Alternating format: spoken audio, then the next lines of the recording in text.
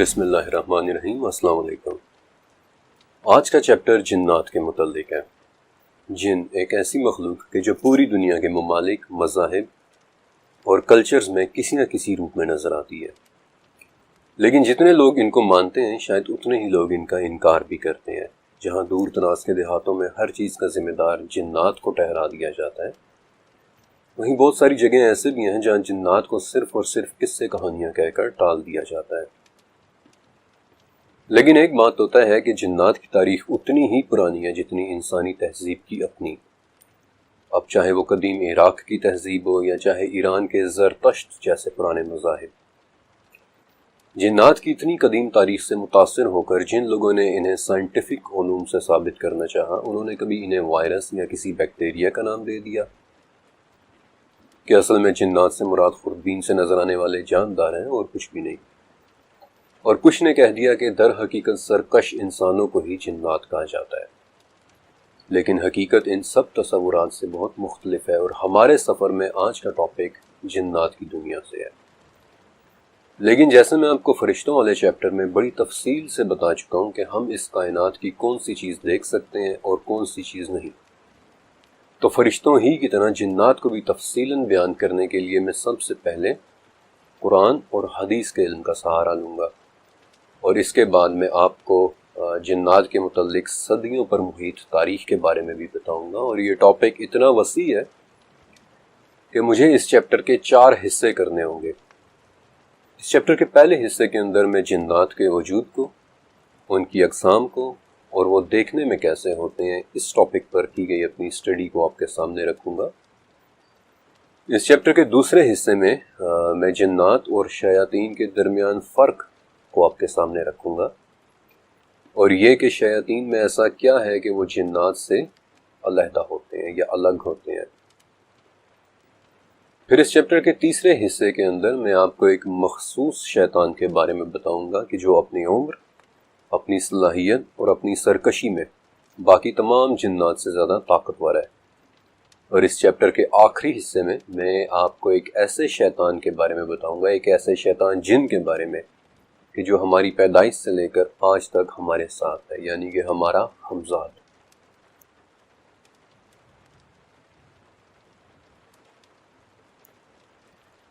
لیکن سب سے پہلا سوال کہ جن آخر ہے کیا؟ یہ بات تو تقریباً آپ سب ہی نے سن رکھی ہوگی کہ عربی لفظ جن کا مطلب ہے وہ چیز جو نظر نہ آئے۔ اسی لیے جنت، جنین یعنی کہ ماں کے پیٹ میں موجود ایمبریو، اور جان یعنی کہ زندگی، ان جیسے الفاظ کا ماخذ یہی لفظ ہے۔ لیکن جس جن یا جنات کے متعلق آج میں آپ کو بتانے والا ہوں وہ ایک زندہ، جیتی جاگتی اور کھاتی پیتی مخلوق ہے جنہیں ہماری نگاہیں نہیں دیکھ سکتی۔ اور ہماری نگاہیں انہیں کیوں نہیں دیکھ سکتی؟ سورہ رحمان اور سورہ ہجر میں اس کا جواب ہے۔ سورہ رحمان، ہم نے جنات کو پیدا کیا آگ کی لپٹ سے، اور سورہ ہجر، اور اس انسان سے پہلے ہم نے جنات کو لو والی آگ سے پیدا کیا۔ اللہ تعالیٰ نے اس مخلوق کی کمپوزیشن ہی ہم سے مختلف رکھی ہے، اور اسے حضرت عائشہ رضی اللہ تعالیٰ عنہا سے مروی سلسلۃ الصحیحہ کی ایک حدیث مزید ایکسپلین بھی کرتی ہے کہ جہاں آپ صلی اللہ علیہ وآلہ وسلم نے فرمایا تھا کہ اللہ تعالیٰ نے ملائکہ یعنی فرشتوں کو نور سے پیدا کیا، جنات کو آگ سے، اور آدم کو اس چیز سے کہ جو تمہیں بتا دی گئی ہے۔ اب اس حدیث سے ایک بات تو بڑے اچھے طریقے سے واضح ہو جاتی ہے کہ فرشتوں کی طرح جنات کی تخلیق بھی اس مادے سے ہے جسے ہمارے لیے بیان نہیں کیا گیا، ہمارے لیے ایکسپلین نہیں کیا گیا،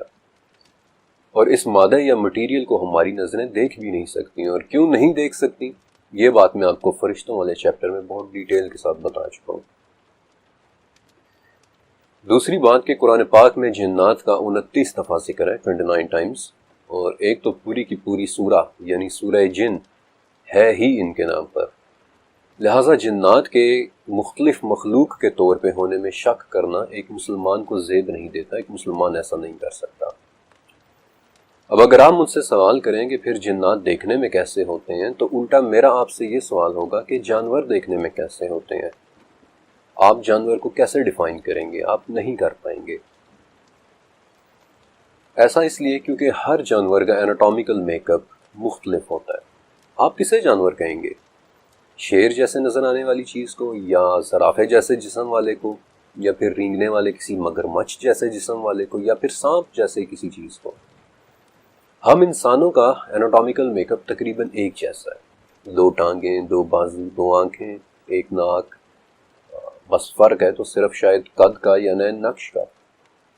لیکن جیسے جانوروں کی پوری فزیولوجی ایک دوسرے سے مختلف ہوتی ہے، بالکل ویسے ہی جنات کی مختلف قسمیں دیکھنے میں ایک دوسرے سے بالکل مختلف ہیں، اور آگے چل کر میں آپ کو تفصیل سے ان کے متعلق بتاؤں گا۔ اب جنات اللہ تعالیٰ کی ایک بہت ڈائیورس مخلوق ہے۔ مشکات شریف میں ابو ثعلبہ خشنی رضی اللہ تعالیٰ عنہ سے مروی ہے کہ الجن ثلاثہ، یعنی جنات کی 3 اقسام ہیں۔ ایک وہ قسم کے جن کے پر ہیں اور وہ ہوا میں اڑتے ہیں، دوسرے وہ جو سانپوں اور کتوں کی طرح ہیں، اور تیسرے وہ کہ جو آتے ہیں اور چلے جاتے ہیں۔ اس حدیث سے بہت وضاحت کے ساتھ پتہ چل جاتا ہے کہ جنات میں سے کچھ ایسے جنات بھی ہیں کہ جو آسمانوں میں اڑتے پھرتے ہیں۔ جگہ اور فاصلے، یہ چیزیں ان کے لیے معنی نہیں رکھتے، اور اس بات کو کنفرم سورہ جن کی وہ آیت کرتی ہے کہ جہاں وہ یہ کہہ رہے تھے کہ اس قرآن کے نازل ہونے سے پہلے ہم باتیں سننے کے لیے آسمان میں جگہ جگہ بیٹھ جایا کرتے تھے۔ اس پورے واقعے کا آغاز دراصل سورہ احقاف میں اس طرح ہوتا ہے کہ یاد کریں جب ہم نے جنات کی ایک جماعت کو آپ کی طرف متوجہ کیا کہ وہ قرآن سنیں۔ یہ واقعہ دراصل مکہ کے قریب ایک صحرائی وادی نخلہ میں پیش آیا تھا، جہاں آپ صلی اللہ علیہ وسلم اپنے اصحاب کو فجر کی نماز پڑھا رہے تھے کہ عین اسی وقت نصیبین اور بصرہ کے کچھ جنات جو اس وقت وہاں سے گزر رہے تھے آپ صلی اللہ علیہ وسلم کی طرف متوجہ ہوئے۔ لیکن میں چاہتا ہوں کہ آپ کو یہ واقعہ پورا سناؤں، کیونکہ اس طرح آپ کو جنات کی رسائی اور ان کے سوچنے کے انداز کے بارے میں بھی واضح ہو جائے گا۔ یہ پورا واقعہ بخاری کی ایک حدیث میں ہے کہ نبوت کے بعد ایک وقت آیا کہ جب جنات کو آسمان کی خبریں لینے سے روک دیا گیا تھا، اور آسمان میں جانے پر ان کی طرف انگارے پھینکے جانے لگے تھے، اور اسی بات کی وجہ جاننے کے لیے جنات زمین میں پھیل گئے، اور اس وقت وہ تہامہ کی طرف جا رہے تھے کہ راستے میں فجر کے وقت وادی نخلہ میں انہوں نے آپ صلی اللہ علیہ وسلم کو قرآن پاک پڑھتے ہوئے سنا اور کہا کہ اللہ کی قسم یہی ہے وہ جو ہمارے لیے آسمان کی خبریں سننے سے روک دیے جانے کا باعث بنا ہے۔ اور یہی وہ موقع تھا کہ جب نبی کریم صلی اللہ علیہ وسلم پر سورہ جن کی وہ آیات نازل ہوئی تھی کہ کہہ دیجئے مجھے وحی کی گئی ہے کہ جنات کی ایک جماعت نے قرآن سنا اور کہا کہ ہم نے عجیب قرآن سنا ہے۔ اس رات زبیر بن عوام بھی آپ صلی اللہ علیہ وسلم کے ساتھ تھے، اور مسند احمد کے مطابق سفیان کہتے ہیں کہ وہ جنات گھنے بالوں یا گہرے سایوں کی طرح وہاں تہ بتہ جمع ہو گئے تھے، اور امام بہقی کی دلائل النبوہ میں ہے کہ یہ 7 یا 9 جن تھے جو آپ صلی اللہ علیہ وسلم کے گرد ایک دائرے کی شکل میں کھڑے ہو گئے تھے۔ میرے ذاتی ایک تجربے کے مطابق ایک خاتون نے مجھے اپنی زندگی کا ایک واقعہ سنایا تھا کہ انہوں نے ایک ایسی حالت میں جن کو دیکھا کہ جیسے ہم کسی گرم سطح سے حرارت یا ہیٹ اٹھتی ہوئی دیکھتے ہیں۔ فرق صرف اتنا تھا کہ اس خاتون کو وہ حرارت پیلاہٹ مائل یا یلوئش ٹائپ نظر آ رہی تھی۔ وہ جن بالکل ایک انرجی کی طرح تھا اور کافی لمبے قد کا تھا کہ جو اپنی ٹانگیں سکیڑے ہوئے بیٹھا تھا۔ ان نظر نہ آنے والے جنات کے حوالے سے حضرت عبداللہ بن مسعود رضی اللہ تعالیٰ عنہ سے مروی ایک حدیث لیلۃ الجن یعنی جنات کی رات کے نام سے مشہور ہے، کہ جس میں عبداللہ بن مسعود کہتے ہیں کہ ایک رات ہم آپ صلی اللہ علیہ وسلم کے ساتھ تھے تو آپ ہم سے کہیں گم گئے۔ ہم نبی کریم کی تلاش میں نکلے اور ہم نے وادیوں میں بھی دیکھ لیا اور گھاٹیوں میں بھی تلاش کر لیا، لیکن ہمیں آپ صلی اللہ علیہ وسلم کہیں نہیں ملے، اور ہم خوفزدہ ہوئے کہ کہیں کسی نے نبی کو اغوا نہ کر دیا ہو یا معاذ اللہ بے خبری میں شہید نہ کر دیا ہو۔ عبداللہ بن مسعود کہتے ہیں کہ وہ رات ہم پر ایسی گزری کہ جیسے کسی قوم پر بدترین رات گزرتی ہے۔ جب صبح ہوئی تو ہم نے دیکھا کہ آپ صلی اللہ علیہ وسلم ہرا کی طرف سے چلے آ رہے ہیں، اور جب ہم نے جلدی میں یہ سارا واقعہ آپ کی خدمت میں پیش کیا تو آپ نے فرمایا کہ رات میرے پاس جنات کی دعوت دینے والا آیا تو میں اس کے ساتھ چلا گیا تھا، اور میں نے ان کے سامنے قرآن کی قرأت کی۔ اور ابن مسعود مزید کہتے ہیں کہ اس کے بعد آپ صلی اللہ علیہ وسلم ہمیں وہاں ساتھ لے کر بھی گئے، اور ہمیں ان کے پیروں کے نشانات تک بھی دکھائیں، یہاں تک کہ ان کی آنکھ کے نشان بھی۔ بخاری میں ایک حدیث ہے کہ جس میں مسروق انہی عبداللہ ابن مسعود کے بیٹے سے بات کرتے ہوئے کہتے ہیں کہ جن جنات نے قرآن سنا، نبی کریم صلی اللہ علیہ وسلم کو ان جنات کی خبر ببول کے ایک درخت نے دی تھی، لیکن مجھے اس حوالے سے کوئی ریفرنس نہیں مل سکا کہ ایگزیکٹلی یہ کون سی رات تھی، عبداللہ بن مسعود والی ہی لیلۃ الجن یا پھر کوئی ایک مختلف رات، کیونکہ جنات کے نبی کریم صلی اللہ علیہ وسلم کے پاس قرآن سیکھنے کی نیت سے آنے کے ملٹیپل واقعات ہیں۔ جنات کی ایک اور شکل سانپوں کی طرح بھی ہوتی ہے، اور اس پر عبداللہ بن عباس سے ایک حدیث بھی مروی ہے کہ آپ صلی اللہ علیہ وآلہ وسلم نے فرمایا، سانپ جنات کی مسخ شدہ صورتیں ہیں، جیسے بنی اسرائیل کو بندروں اور خنازیر کی صورت میں تبدیل کیا گیا۔ حضرت ابو سعید خدری کے ایک بھتیجے تھے رضی اللہ تعالیٰ عنہ، جن کی نئی نئی شادی ہوئی تھی۔ اب انہی دنوں غزوہ احزاب کا موقع آ گیا، تو جنگ کے دنوں کے دوران ایک وقت پر انہوں نے آپ صلی اللہ علیہ وسلم سے اپنے گھر جانے کی اجازت مانگی، جس پر آپ نے انہیں اجازت دے دی اور یہ بھی کہا کہ اپنا اسلحہ اپنے ساتھ لے کر جانا۔ اب جب وہ صحابی گھر پہنچے تو دیکھتے ہیں کہ بیوی دروازے پر کھڑی ہوئی ہے۔ صحابی کی غیرت اور غصے نے جوش مارا اور نیزہ بیوی کی طرف کر لیا، جس پر وہ کہنے لگی کہ جلد بازی میں نہ پڑو، پہلے وہ چیز دیکھو کہ جس نے مجھے گھر سے نکالا ہے۔ اب جب صحابی گھر میں داخل ہوئے تو دیکھتے ہیں کہ وہاں ایک بڑا ہی مکروہ قسم کا سانپ بیٹھا ہوا ہے۔ صحابی نے اسے اسی نیزے کی مدد سے باہر نکالنا چاہا، لیکن وہ نیزہ اسے لگ گیا اور وہ سانپ وہیں تڑپنے لگا۔ اب ابو سعید خدری کہتے ہیں کہ ہم نہیں جانتے کہ پھر وہاں کیا ہوا، پہلے سانپ مرا یا میرا بھتیجا۔ اور بعد میں ان کے لوگ نبی کریم صلی اللہ علیہ وسلم کے پاس آئے اور کہنے لگے کہ آپ اللہ سے دعا کریں کہ وہ ہمارا ساتھی ہمیں لوٹا دے، جس پر آپ صلی اللہ علیہ وسلم نے پھر 2 دفعہ یہ فرمایا کہ اپنے ساتھی کے لیے مغفرت طلب کرو، اور پھر یہ فرمایا کہ جنات میں سے کچھ جن اسلام لا چکے ہیں، جب تم انہیں دیکھو تو انہیں 3 مرتبہ ڈراؤ، یعنی 3 دن تک، اور اگر پھر بھی وہ نظر آئیں تو 3 دن کے بعد اگر انہیں مارنا چاہو تو پھر مار دو۔ ان صحابی کے گھر میں موجود وہ مکروہ سانپ دراصل ایک جن تھا۔ سن 1832 میں 1832 میں شریف جعفر نے ایک کتاب شائع کی تھی کہ اگر ہم جنات کو دیکھ سکیں تو وہ ہمیں آدھے انسان یا آدھے جانور کی شکل میں بھی نظر آ سکتے ہیں۔ اب یہ بات میرے لیے بالخصوص بڑی دلچسپی کا باعث بنی کہ اسے سلسلۃ الصحیحہ کی ایک حدیث بڑی وضاحت کے ساتھ کنفرم کرتی ہے۔ ابن ابی کے والد کا کھجوریں سکھانے کا ایک میدان تھا اور وہ بذات خود اس کی نگرانی کیا کرتے تھے۔ ایک مرتبہ وہاں معمول کے مطابق کھجوریں پڑی سوکھ رہی تھیں تو دیکھتے ہیں کہ ایک جگہ سے کھجوریں کم ہو رہی ہیں۔ یہ دیکھ کر انہوں نے وہاں نظریں رکھنی شروع کر دیں تو کیا دیکھتے ہیں کہ کم عمر لڑکے کی طرح کا کوئی جاندار وہاں کھڑا ہوا ہے۔ انہوں نے اسے سلام کیا اور اس جاندار نے آگے سے سلام کا جواب بھی دیا، جس پر انہوں نے پوچھا کہ تم انسانوں میں سے ہو یا جنات میں سے، اور اس نے کہا کہ جنات میں سے۔ اور ابن ابی کے والد نے اس کے ہاتھ دیکھے کہ جو بالکل کتوں کے ہاتھ کے جیسے تھے، اور اس پر بالکل کتوں ہی کی طرح کے بال بھی تھے۔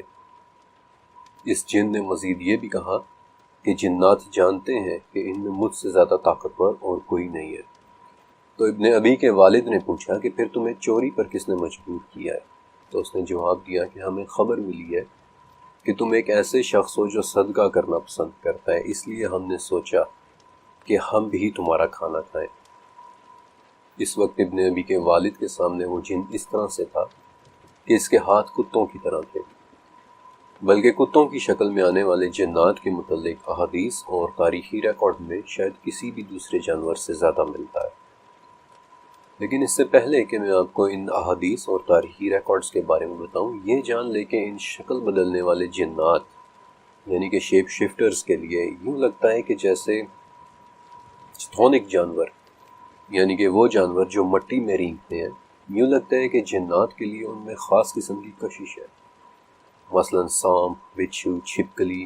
اور کچھ ہی عرصہ پہلے کی بات ہے کہ برازیل کے میڈیا پر ایک بہت بڑی خبر وائرل ہوئی تھی جس میں ایمیزون کے جنگلات میں گھنے درختوں کے بیچوں بیچ ایک ویل مچھلی کی لاش پڑی ہوئی ملی تھی۔ اب 30,000 کلو گرام کی ایک ویل مچھلی کی لاش جنگل میں کیسے پہنچی، یا کیا وہ واقعی ایک ویل تھی یا پھر وہ ویل کی شکل میں کوئی مخلوق تھی،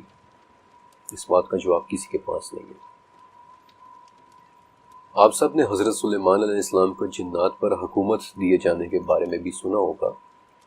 حضرت سلیمان علیہ السلام کی اس حیرت انگیز سلطنت کے متعلق میں نے تفصیل کے ساتھ 15ویں چیپٹر میں لکھا ہے، لیکن فی الوقت میں آپ کے سامنے سورہ صاد کی صرف 2 آیات کا ذکر کرنا لازم سمجھتا ہوں کہ ہم نے طاقتور جنات کو بھی سلیمان کا فرما بردار کر دیا، اور ہر عمارت بنانے والے کو اور ہر غوطہ خور کو بھی، اور دوسرے جنات کو بھی کہ جو زنجیروں میں جکڑے رہتے تھے۔ اس وقت اسپین کے شہر اوکسانا میں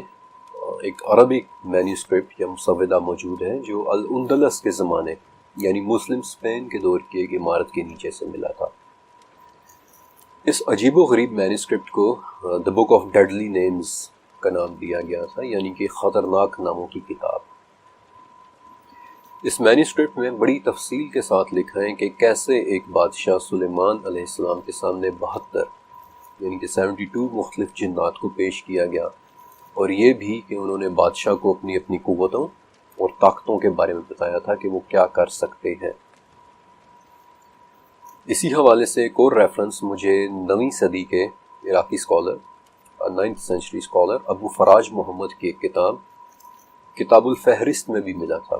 جس کے چند اوریجنل کاپیز آج بھی استنبول، وینا، پیرس اور برلن میں موجود ہیں، اور جس میں انہوں نے ان 72 میں سے 70 جنات کی بڑی ڈیٹیل ڈسکرپشن لکھی ہے کہ جو بادشاہ سلیمان علیہ السلام کے دور میں موجود تھے۔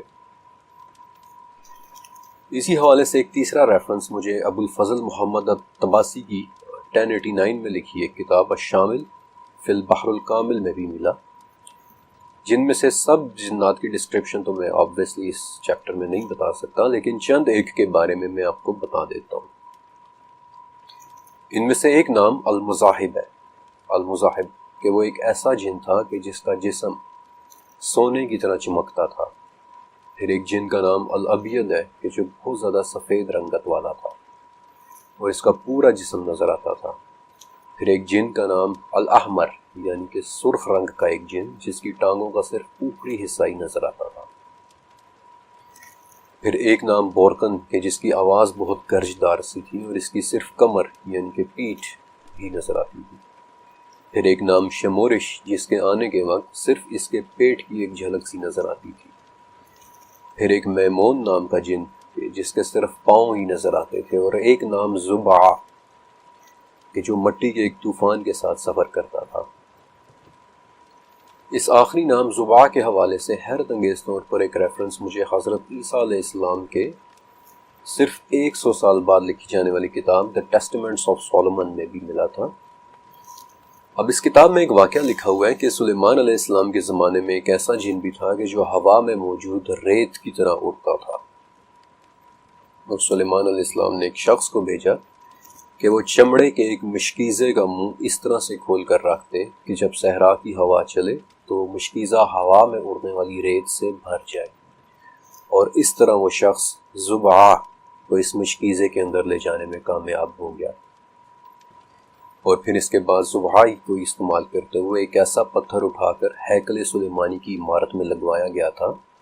کہ جو باقی جنات کے لیے بھی اٹھانے میں بہت بڑا۔ پھر اسی کتاب میں زبع کے متعلق مجھے ایک اور واقعہ ملا کہ وہ ریڈ سی یعنی بحر احمر کی گہرائی سے پرپل رنگ یعنی کہ بنفشی کلر کا ایک بہت ہی حیرت انگیز سا ستون بھی نکال کر لایا تھا، اور اس وقت یعنی کہ واپس آتے ہوئے اس کے ساتھ ابرزت نامی ایک ایسا جن تھا کہ جس کا یہ کلیم تھا کہ اس نے حضرت موسیٰ علیہ السلام کا دور بھی دیکھا ہوا ہے۔ اس کتاب میں اور بھی کئی جنات کے متعلق لکھا ہے جن کے نام مختلف زبانوں مثلا عربی، عبرانی اور یونانی میں ہیں، اور ان کی ڈسکرپشن بھی بڑی عجیب و غریب ہے۔ مثلا ایک جن ایسا بھی تھا کہ جس کے وجود پر کوئی سر نظر ہی نہیں آتا تھا۔ اب ان کتابوں میں کتنی سچائی ہے سوائے اللہ کے اور کوئی بھی نہیں جانتا، لیکن اس چیپٹر میں ان کتابوں کے ریفرنسز کی وجہ صرف سورہ صاد کی وہ آیت تھی کہ جو ہمیں بتاتی ہے کہ اللہ تعالیٰ نے سلیمان علیہ السلام کو جنات پر نہ صرف حکومت دی تھی بلکہ وہ ان کے لیے عمارتیں بھی بناتے تھے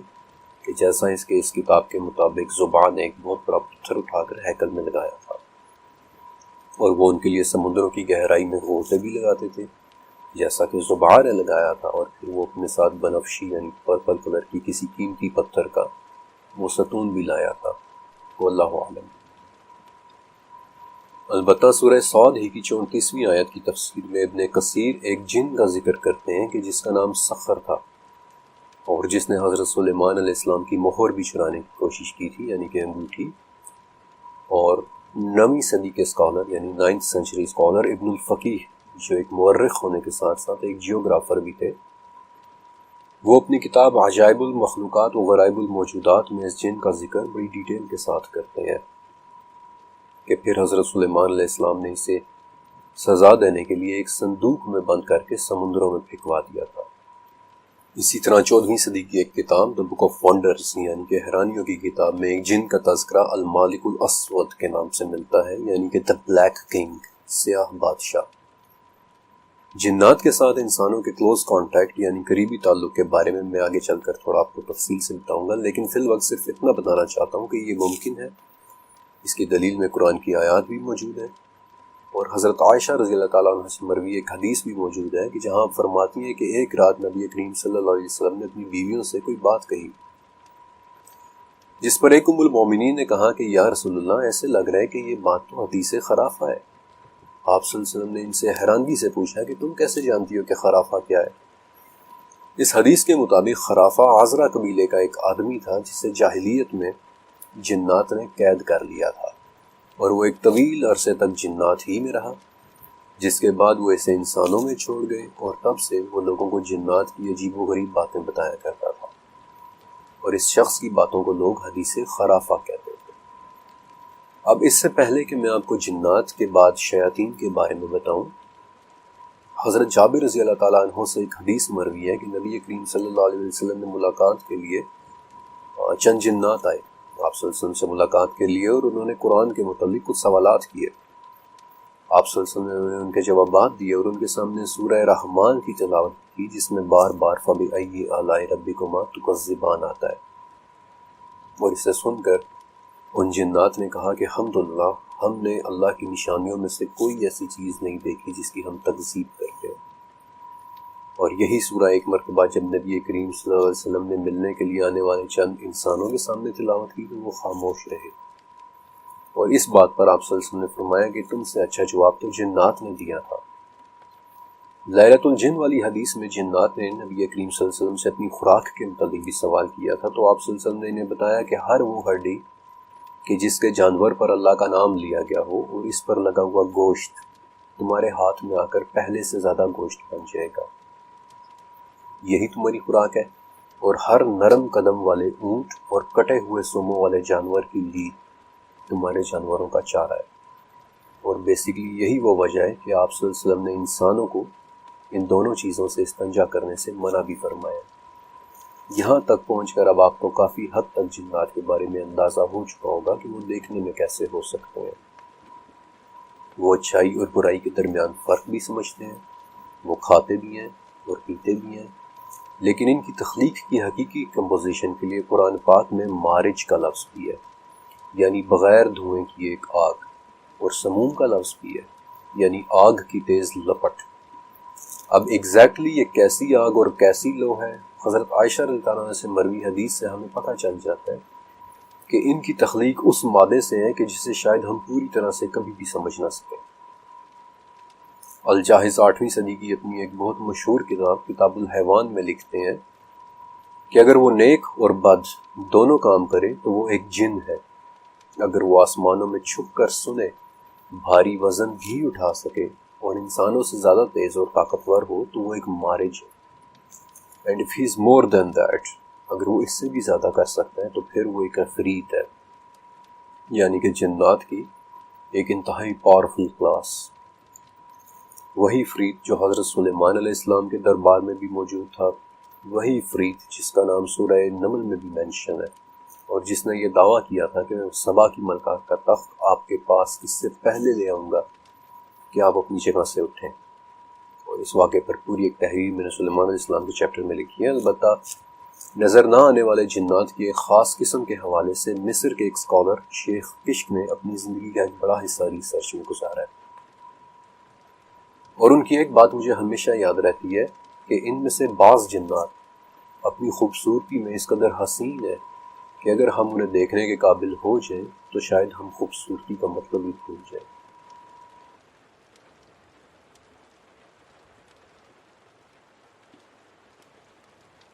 اب اس پوائنٹ سے آگے میں آپ کو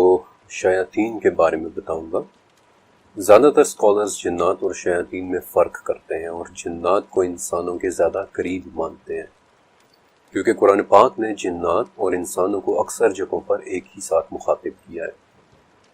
اور ان میں فرق کا سب سے بڑا ثبوت سورہ انعام کی 112ویں آیت ہے کہ ہم نے ہر نبی کے دشمن بہت سے شیاطین پیدا کیے تھے، کچھ انسانوں اور کچھ جنات میں سے۔ شیاطین جنات میں سے بھی ہوتے ہیں اور انسانوں میں سے بھی، جیسا کہ حذیفہ بن یمان رضی اللہ تعالیٰ عنہ سے روایت ہے کہ آپ صلی اللہ علیہ وسلم نے فرمایا، میرے بعد ایسے امام یعنی حکمران اور رہنما ہوں گے کہ جو میری سنت پر نہیں چلیں گے،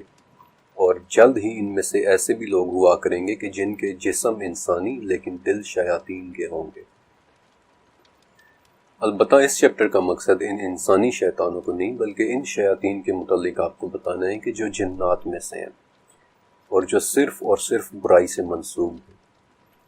اس چیپٹر کے اندر میں آپ کو انہی شیاطین کے بارے میں مختلف احادیث، ان کی شکل و صورت اور ان کے متعلق موجود مختلف تاریخی لٹریچر کے بارے میں بتاؤں گا۔ اس لفظ شیطان کے دو ماخذ ہیں، ایک عبرانی زبان میں شیطان کا لفظ ہے دشمن یا مخالف، اور عربی میں شیطان کا لفظ شطن سے نکلا ہے کہ جس کا مطلب ہے بھٹک جانے والا۔ جنات اور شیاطین کی تاریخ انسان سے بھی پہلے کی ہے، کیونکہ ان کی تخلیق بھی انسان سے پہلے کی ہے۔ مثلا سورہ ہجر کے مطابق ہم نے انسان کو کالی سڑی ہوئی کھنکھناتی مٹی سے پیدا کیا، اور اس سے پہلے ہم نے جنات کو آگ کی لپٹ سے پیدا کیا۔ اب فرسٹ جنریشن کے مسلمان اسکالرز جیسا کہ ابن کثیر کے مطابق اس دنیا میں آدم علیہ السلام سے پہلے جنات اور شیاطین رہتے تھے، اور اس کا ریفرنس وہ حضرت عبداللہ بن عمر رضی اللہ تعالیٰ عنہ کے اس قول سے لیتے ہیں کہ آدم سے 2000 سال پہلے دنیا میں جنات آباد تھے۔ ابن کثیر رحمۃ اللہ علیہ ان جنات سے بھی پہلے ایک اور مخلوق حنون اور بنون کا بھی ذکر کرتے ہیں، کہ یعنی کہ شیطانی روحیں اور بلائیں، اور پھر یہ کہ اللہ تعالیٰ نے جنات کو ان پر مسلط کر دیا تھا کہ جنہوں نے حنون اور بنون کے ساتھ قتل و غارت کر کے زمین میں اپنی جگہ بنائی، اور بیسیکلی اسی خون ریزی کو دیکھتے ہوئے پھر فرشتوں نے اپنے خدشات کا اظہار کیا تھا کہ آپ ایسی مخلوق کیوں بنا رہے ہیں کہ جو زمین میں فساد کرے۔ لیکن حنون اور بنون کا ذکر کسی مستند حدیث میں نہیں ہے، ہاں تاریخی لٹریچر میں ان کا ذکر ضرور مل جاتا ہے۔ فار ایگزامپل ایک ریفرنس موراکو کے ایک اسکالر عبداللہ سید محمد حبیب کا ہے کہ حنون اور بنون آدم علیہ السلام سے پہلے معدوم ہو جانے والی ایک مخلوق تھی۔ دوسرا ریفرنس الجاحظ کی شہرۂ آفاق کتاب الحیوان میں ہے کہ بیسیکلی حنون اور بنون جنات کی نسبت ایک کمزور مخلوق تھی۔ کیا واقعی وہ مخلوق تھی یا نہیں، اللہ بہتر جانتا ہے۔ بہرحال حنون اور بنون کے خاتمے کے بعد آہستہ آہستہ ان جنات میں بھی سرکشی پڑنا شروع ہوئی، اور وہ خود کو اس زمین کے اکلوتے وارث سمجھنا شروع ہو گئے۔ اور امام الصدی اپنی تفسیر میں حضرت مرہ بن مسعود رضی اللہ تعالیٰ عنہ اور دوسرے صحابیوں مثلا ابن عباس رضی اللہ تعالیٰ عنہ سے روایت کرتے ہوئے لکھتے ہیں کہ جب جنات میں یہ سرکشی حد سے زیادہ بڑھ گئی تو جنات ہی میں سے ایک جن کہ جو اس وقت آسمان میں فرشتوں کے ساتھ تھا، جس کے متعلق آپ اس چیپٹر کے آخر میں پڑھیں گے، اسے فرشتوں کے ساتھ زمین پر بھیجا گیا، اور پھر انہوں نے ان زمینی جنات اور شیاطین کو سمندری جزائر کی طرف دھکیل دیا۔ اور دلچسپی کی بات یہ ہے کہ مجھے اپنی اس ریسرچ کے دوران شیاطین کی شکل و صورت کے متعلق سب سے زیادہ ڈیٹیلز کینیڈا کے بالکل شمال میں سمندری جزائر میں رہنے والے انویٹس لوگوں کے ہاں ملی تھی۔ یہ لوگ آرکٹک کے برفیلے جزائر کے قریب رہتے ہیں، اور ان کے ہاں مجھے 3500 سے زیادہ مختلف شیاطین کی ڈسکرپشن ملی تھی۔ اور پھر دوسرے نمبر پر دنیا کے سب سے پرانے مذہب میں سے ایک مذہب یعنی زرتشت میں۔ لیکن اس سے پہلے کہ میں آپ کے سامنے شیاطین کے متعلق ہزاروں سال پرانا لٹریچر رکھوں، میں چاہتا ہوں کہ آپ کے سامنے قرآن اور حدیث کی روشنی میں شیاطین کو ایک مرتبہ ڈسکرائب کر دوں۔ ابو داؤد، بخاری اور سلسلہ الصحیحہ، ان تینوں کتابوں میں، حدیث کی کتابوں میں، جابر بن عبداللہ رضی اللہ تعالیٰ عنہ سے روایت ہے کہ نبی کریم صلی اللہ علیہ وسلم نے فرمایا، سورج غروب ہونے کے بعد اپنے جانوروں کو مت چھوڑو، اپنے بچوں کو روک لو، کیونکہ یہ شیاطین کے پھیلنے کا وقت ہے، یہاں تک کہ رات کا اندھیرا چھا جائے۔ پھر اللہ کا نام لے کر اپنا دروازہ بند کر دو، اللہ کا نام لے کر چراغ بجھا دو، اور اللہ کا نام لے کر پانی کا برتن اور دوسرے برتن ڈھک دو، اور اگر ڈھکن نہ ہو تو درمیان میں ہی کوئی چیز رکھ دو۔ شیاطین اور رات کا تعلق یقیناً بہت گہرا ہے۔ ابو ہریرہ رضی اللہ تعالیٰ عنہ سے مروی ہے کہ نبی کریم صلی اللہ علیہ وسلم نے فرمایا، جب تم رات کے وقت مرغ کی آواز سنو تو اللہ سے اس کا فضل مانگو، کیونکہ اس وقت وہ یعنی کہ مرغ فرشتے کو دیکھ رہا ہوتا ہے، اور جب رات کے وقت تم گدھے کی آواز سنو تو فوراً شیطان کے شر سے اللہ کی پناہ مانگو، کیونکہ اس وقت وہ شیطان کو دیکھ رہا ہوتا ہے۔ رات ہی کے وقت کے حوالے سے مسند احمد میں عبداللہ بن عمر رضی اللہ تعالیٰ عنہ سے مروی ہے کہ آپ صلی اللہ علیہ وسلم نے فرمایا، اگر لوگ جان لیں کہ رات کو اکیلا سفر کرنے میں کیا نقصان ہے تو کوئی بھی شخص رات کے وقت اکیلا سفر نہیں کرے گا۔ رات کے علاوہ شیاطین کے لیے مختص اوقات کے حوالے سے بخاری میں آپ صلی اللہ علیہ وسلم کی حدیث ہے کہ سورج طلوع اور غروب ہونے کے وقت نماز نہ پڑھو،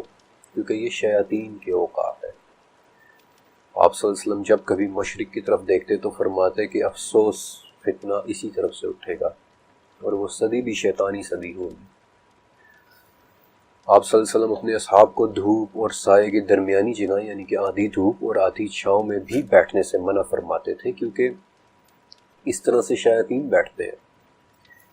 اب ان احادیث سے شیاطین کی عادات کے بارے میں اچھا خاصا اندازہ ہو جاتا ہے، لیکن ان کی شکل و صورت کے حوالے سے چند بہت اسپیسیفک احادیث بھی موجود ہیں۔ قتادہ بن نعمان رضی اللہ تعالیٰ عنہ سے مروی ہے کہ ایک رات شدید سیاہ تھی اور بے پناہ بارش ہو رہی تھی،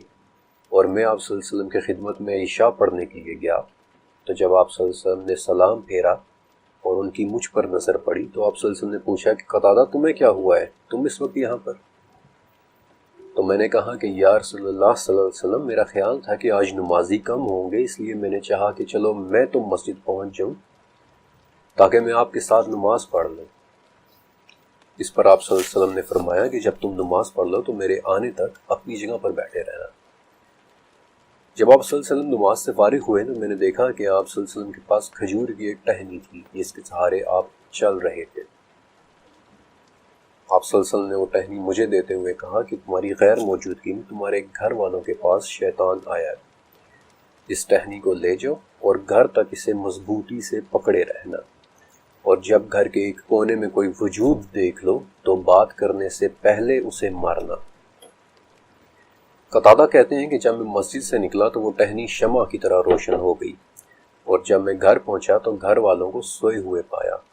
البتہ گھر کے ایک کونے میں سہ جیسا ایک جانور بیٹھا تھا جس کے پورے جسم پر کانٹے ہی کانٹے تھے، اور میں اسے ٹہنی سے مارتا رہا یہاں تک کہ وہ گھر سے نکل گیا۔ اس وقت قتادہ کے گھر میں وہ شیطان ایک ایسی حالت میں بیٹھا ہوا تھا کہ اس کے جسم پر کانٹے ہی کانٹے تھے، ویسے ہی جیسے سہ کے جسم پر ہوتے ہیں۔ میری ریسرچ کے مطابق احادیث میں شیطان کو جس جانور کے روپ میں سب سے زیادہ بتایا گیا ہے وہ ایک کالا کتا ہے۔ جامع ترمذی اور سلسلہ الصحیحہ، ان دونوں احادیث کی کتابوں میں حضرت ابو ذر رضی اللہ تعالیٰ عنہ سے یہ حدیث موجود ہے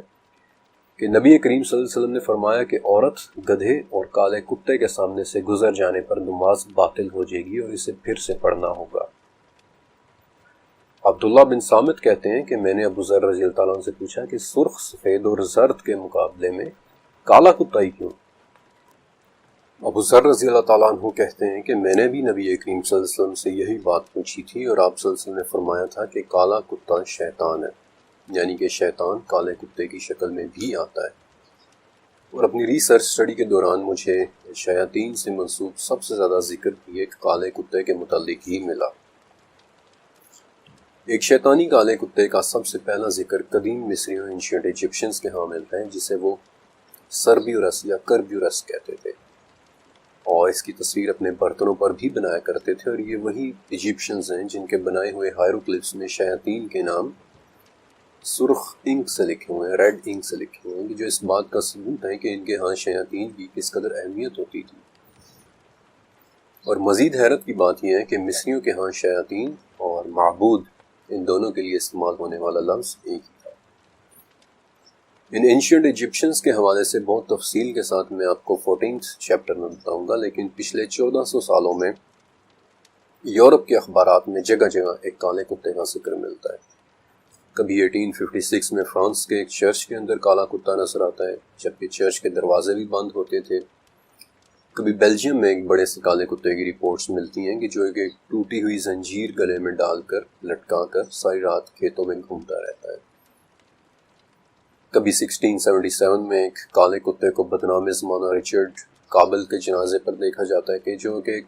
جانا مانا شیطان پرست انسان تھا۔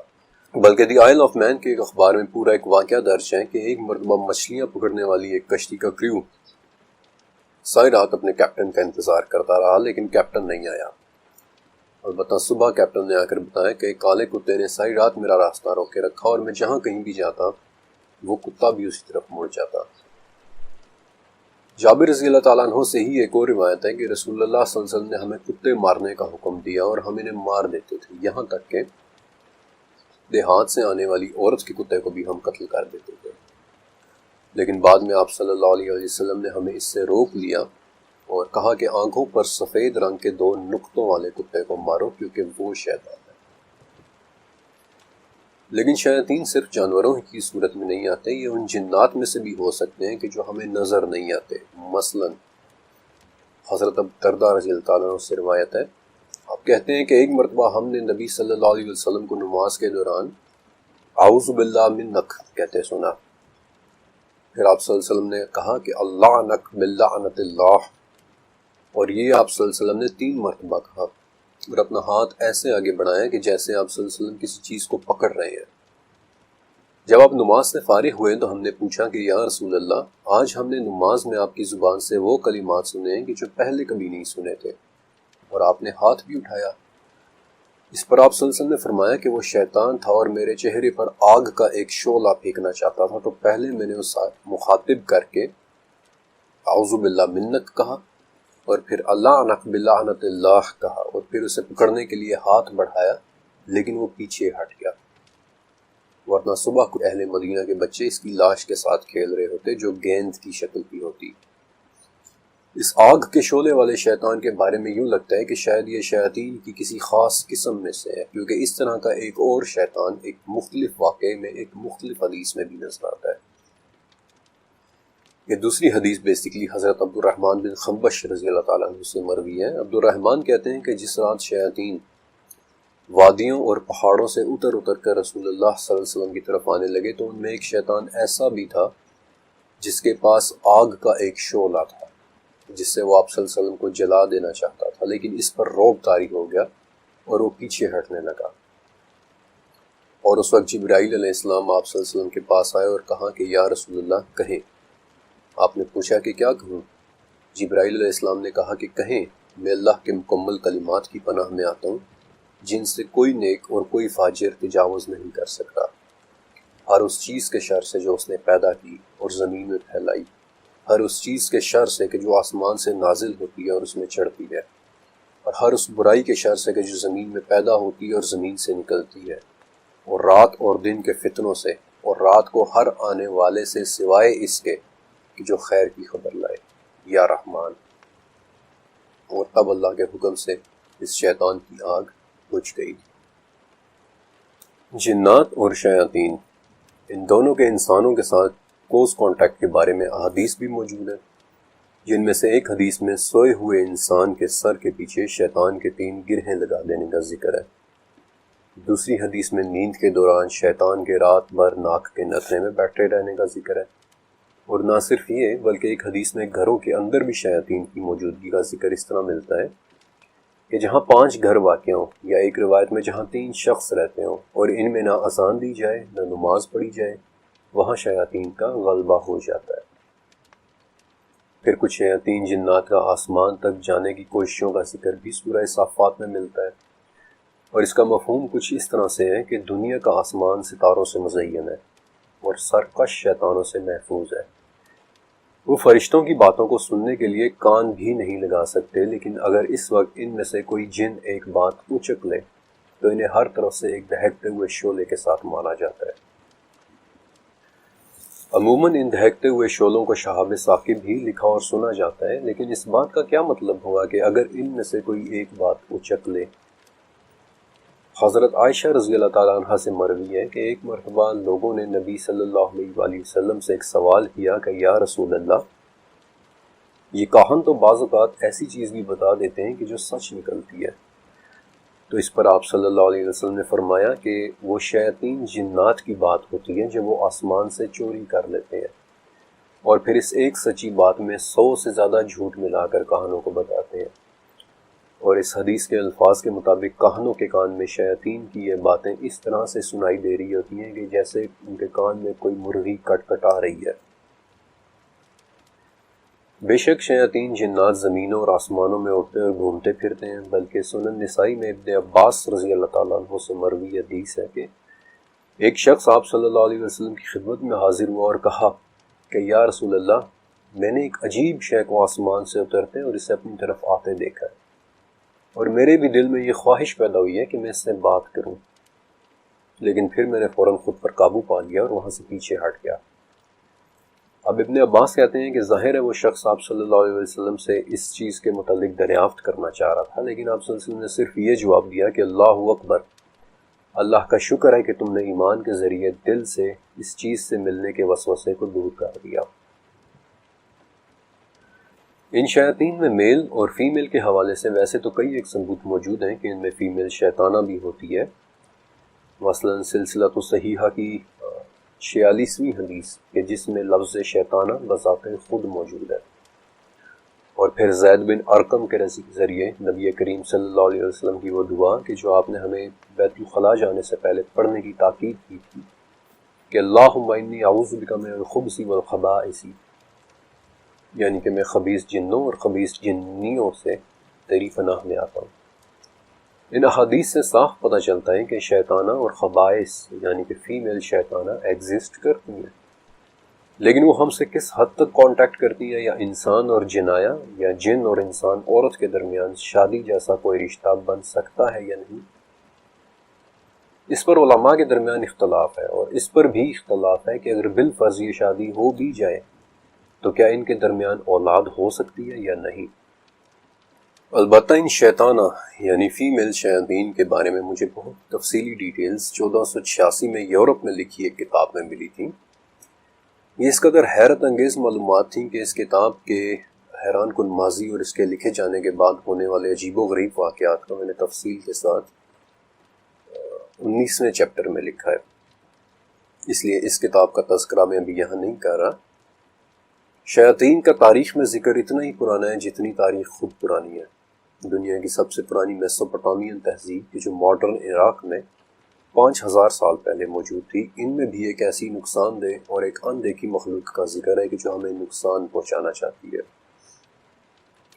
قدیم مصری یعنی اینشنٹ ایجپشنز بھی ایک ایسے ہی نظر نہ آنے والے بھٹکے ہوئوں کے بارے میں باتیں کرتے ہیں جن سے بچنے اور جن کو بلانے کے لیے انہوں نے پورے منتر ایجاد کیے تھے، کیونکہ ان کا ماننا یہ تھا کہ یہ شیاطین طاعون، دماغی امراض، حتیٰ کہ موت تک کی وجہ بھی بن سکتے ہیں، اور انہوں نے بڑی تفصیل کے ساتھ اپنے ہائیروگلفس میں ساری انفارمیشن چھوڑی ہے، جن کے متعلق میں آپ کو 13ویں چیپٹر میں بتاؤں گا۔ اہل کتاب یعنی یہودی اور عیسائیوں کے ہاں بھی شیاطین کا کانسیپٹ بڑی وضاحت سے ملتا ہے۔ وہ ایک ایسے شیطان کے بارے میں بھی بات کرتے ہیں کہ جو پانی کے برتنوں میں بیٹھ جاتا ہے اور وہاں سے پینے والوں کو تنگ کرتا ہے۔ پھر تالمودک لٹریچر میں آشما دائیوا نامی ایک شیطان کا ذکر ملتا ہے کہ جو خود کے ایک شہزادے ہونے کا دعوے دار ہے، اور اپنی عمر کے حوالے سے خود کو اتنا پرانا کہتا ہے کہ اس نے نوح علیہ السلام کے سیلاب کا دور بھی دیکھا ہے۔ لیکن ماڈرن یہودیوں اور عیسائیوں کے ہاں شیاطین کی شکل و صورت کے حوالے سے جو ہمیں ڈسکرپشن دیکھنے کو ملتی ہے، یعنی کہ نوکیلے دانت اور نوکدار دم اور ہاتھ میں ایک ترشول یا بعض اوقات ایک نر بکرے کی شکل، یہ دراصل صرف یونانی دیومالائی کریکٹرز ہیں، مثلا پین جو دیکھنے میں بکری جیسی کوئی مخلوق ہے، یا پھر پوسائیڈن جس کے ہاتھ میں آگ کا ترشول ہوتا ہے، یا پھر بیس جس کے آگ جیسے بال ہیں۔ ان جیسی مخلوقات سے اخذ کی گئی شکلیں، لیکن اس میں کوئی شک نہیں ہے کہ دنیا بھر کا لٹریچر مختلف شیاطین کی ڈسکرپشن سے بھرا ہوا ہے، اور آپ کی دلچسپی کے لیے میں ان میں سے چند کے متعلق آپ کو بتا دیتا ہوں۔ ہمارے پاکستان اور انڈیا میں ایک بہت عام سا لفظ ہے دیو، جس کی کہانیاں میں نے اور آپ نے بچپن سے سن رکھی ہیں، لیکن اس لفظ کا اوریجن دراصل 2500 سال پرانا ہے، جب قدیم ایران میں زرتشت مذہب پریکٹس ہوا کرتا تھا۔ زرتشت مذہب کے اندر مجھے دائوا کے نام سے ایک لفظ ملا کہ جو شیاطین کے ایک خاص آرڈر، ایک خاص کلاس کے لیے استعمال ہوتا تھا، ایسے شیاطین جو جسمانی طور پر بہت ہی طاقتور ہوں۔ بلکہ 9ویں صدی کے ایران میں سلطان شاہ محمود غزنوی کے ایک شاعر فردوس نے ایک بہت طویل نظم شاہ نامہ لکھی تھی، یعنی کہ بادشاہوں کی کتاب، اور اس میں وہ دیو کے کانسیپٹ پر بڑی دلچسپ ڈیٹیلز دیکھتا ہے، اور ان میں سے بھی ایک خاص دیو جسے دیو سفید کہتے ہیں، یعنی کہ سفید رنگ کا دیو، کہ جو بالخصوص بہت ہی ایک طاقتور شیطان ہے، لیکن رستم بالآخر اسے ہرا دیتا ہے۔ اور اس طرح طاقتور شیاطین کے ایک اور آرڈر حلفہ اور ملفہ کے بارے میں افریقن کلچر میں بہت ڈیٹیلز ملتی ہیں، یا پھر جیسا کہ انڈیا میں پیشاج یا راکشس کے جیسے کانسیپٹ ہیں۔ دنیا کا کوئی کلچر ایسا نہیں ہے کہ جہاں آپ کو شیاطین کا کانسیپٹ نہ ملتا ہو۔